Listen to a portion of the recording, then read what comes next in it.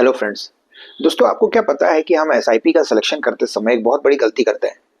हम ना एसआईपी को इस बेस्ड में सेलेक्ट करते हैं कि उन्होंने पिछले 2 साल 3 साल या 5 साल में कैसा परफॉर्मेंस दिया है।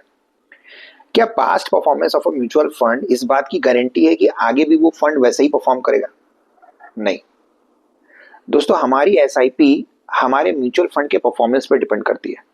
और अगर फंड का परफॉर्मेंस खराब है, और फंड का परफॉर्मेंस कई कारणों से खराब हो सकता है कि उसका मैनेजमेंट गलत है, poor selection of the fund है, poor selection of stock category है, तो कई सारे कारण हो सकते हैं।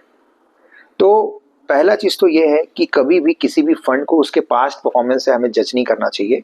हमें उनकी स्टॉक की कैटेगरी देखनी चाहिए कि किस फंड के अंदर कौन कौन सी स्टॉक कैटेगरी बनी हुई है। दूसरा चीज कि हमें अपने म्यूचुअल फंड को टाइम टू टाइम रिव्यू करना है और ये चेक करना है कि जो रिटर्न मैंने एक्सपेक्ट किया है आने वाले टाइम पे, टाइम हॉरिजन जिस हॉरिजन को लेकर के मैं चला हूँ इन्वेस्टमेंट का, उस टाइम हॉरिजन में वो फंड वैसा परफॉर्म कर रहा है कि नहीं कर रहा है।